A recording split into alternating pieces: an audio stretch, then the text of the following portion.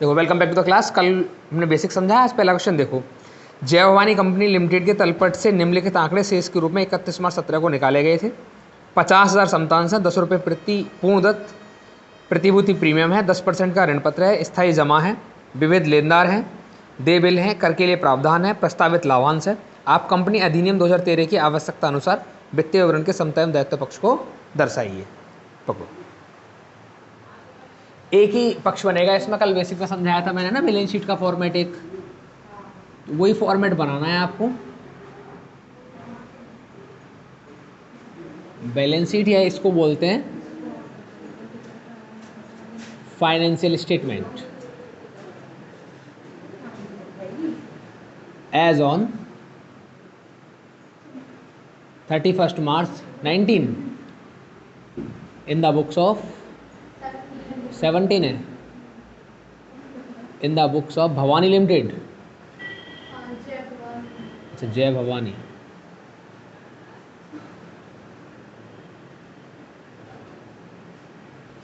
चलिए, अब इधर रहेगा पर्टिकुलर का कॉलम एक, इधर रहेगा नोट नंबर। ज़रूरत शायद पड़ेगी नहीं नोट नंबर की। अमाउंट ऑफ करंट ईयर और अमाउंट ऑफ प्रीवियस ईयर।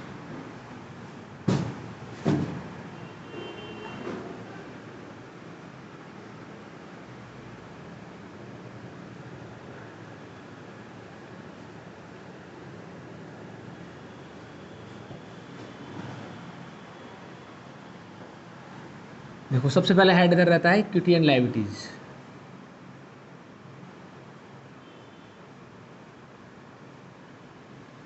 इसमें फर्स्ट पॉइंट रहेगा शेयर होल्डर फंड।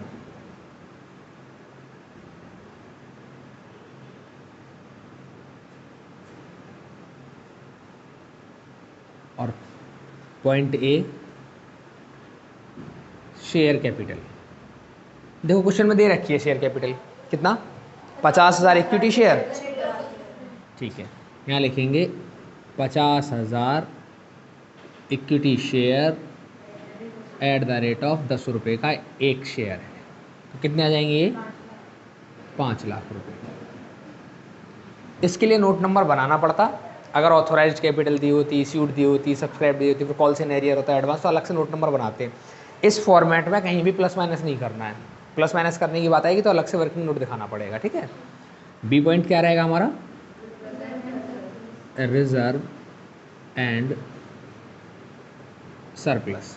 अब रिजर्व एंड सरप्लस की जो अमाउंट है वो सब लिखनी पड़ेंगी हमको। चेक करो जरा, कहीं पे दे रखा है सिक्योरिटी प्रीमियम रिजर्व, यहाँ लिखेंगे सिक्योरिटी प्रीमियम। अच्छा, इसके लिए नोट नंबर बना सकते हो तुम। कैसे? अगर रिजर्व 2 या 2 से ज़्यादा है तो उसके लिए नोट नंबर बना दो, टोटल ऐड होकर लिख जाएगा। यहाँ पर 1-2 है तो उनको डायरेक्ट लिख सकते हो। तो पहला क्या है? Security premium reserve. कितना रुपया? 1 लाख रुपया। मैंने इस वैल्यू को अंदर लिख लिया है। अभी एक ही है, बस एक ही है, तो डायरेक्ट लिख दो सीधा बाहर। और अगला पॉइंट क्या रहेगा बेटा? C point. अब इसमें और भी पॉइंट रहते हैं ना, अलॉटमेंट मनी रिसीव्ड अगेंस्ट, मतलब ऐसे बोलता है ना, application money received against allotment pending है ना, ऐसे। तो वो सब चीज़ें इसमें देनी रखी हैं, तो वो लिखनी नहीं है अभी हमको। सी पॉइंट में क्या आ जाएगा हमारे पास? अब 2 हो गई। सी पॉइंट में कुछ नहीं रहेगा यहाँ पे। नंबर 2 पॉइंट बनाना पड़ेगा हमको यहाँ पे।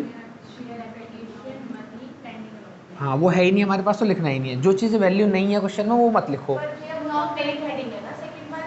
नहीं, देखो ऐसा है, अगर तुम मेन हेडिंग सारी लिखोगे ना तो बहुत लेंदी हो जाएगा क्वेश्चन। तो जो जो तुम्हारे पास है सिर्फ वो लिखो आप, है ना। छोड़ सकते हो आप, स्किप कर सकते हो। नॉन करंट लायबिलिटीज है ना, तो नॉन करंट लायबिलिटीज ये दूसरा हेड हो गया। आप इसमें क्या क्या आएंगे? इसमें वो सारे के सारे लायबिलिटीज आएंगे जो लॉन्ग टर्म के लिए होती है ना। चलो, तो बताओ क्या क्या है। पहला, फर्स्ट में मैंने लिख दिया यहाँ पे लॉन्ग टर्म बोरोइंग्स। क्या है लॉन्ग टर्म बोरोइंग्स में? तुम्हारे पास डिवेंचर है ना, कितने परसेंट वाले? 10%। अच्छा, दोबारा से लिख देता हूँ इसको, 10% डिवेंचर। कुछ दे रखा है आगे कि डायरेक्ट 2 लाख रुपए? डायरेक्ट 2 लाख रुपए। कभी कभी डिवेंचर के बारे में बता देता है वो कि 20,000 डिवेंचर है एट द रेट ऑफ 10 रुपये पर ईच। जैसे शेयर लिखते हैं वैसे डिवेंचर लिखना है। ठीक है, और बताओ इसमें और क्या क्या हेड है? अगला नॉन करंट लायबिलिटीज में है क्वेश्चन में डिफर्ड टैक्स लायबिलिटीज? क्वेश्चन में है नहीं तो लिखनी भी नहीं है। आगे अदर लॉन्ग टर्म, ओके, इसमें लिखेंगे अदर लॉन्ग टर्म लायबिलिटीज। देखो जरा, अदर कोई बैंक लोन वगैरह है क्वेश्चन में? अदर लॉन्ग टर्म लायबिलिटीज कोई नहीं है क्वेश्चन में। ठीक है, फिक्स डिपॉजिट है, उसको लिख देते हैं यहाँ पे। कितना रुपया है? 1,00,000 रुपया। चलो, और तो कुछ नहीं बचा ना इसमें? हाँ, वो अगले में आ जाएगा।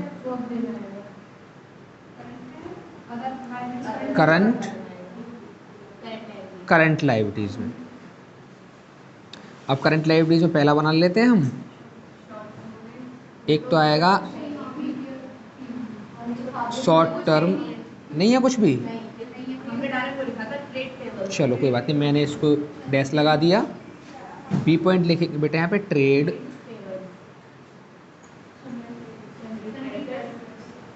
अब यहाँ पे दो वैल्यू आती है ना, एक तो क्रेडिटर्स आता है और एक बिल्स पेबल आता है। दे रखी है दोनों वैल्यू एक ही है, दोनों हैं, तो मैं दोनों को अलग अलग लिख लेता हूँ यहाँ पे। एक तो है इसमें क्रेडिटर्स और बिल्स पेबल। क्रेडिटर्स कितने के हैं? 50,000 के। बिल्स पेबल ओके, ठीक है, तो इनका कितना हो जाएगा पूरा? 2,00,000 रुपये। आप चाहो तो इसको नोट नंबर में ले जा सकते हो, है ना। चलो, अगला सी पॉइंट क्या है? Other current liability. अब इसमें प्रोविजन वगैरह आएंगे, है ना। शॉर्ट टर्म प्रोविजन दे रखा है? नहीं दे रखा है, सीधा दे रखा है provision for tax. Provision for tax. कोई और भी प्रोविजन है इसके अलावा? प्रपोज डिविडेंड है, कितना?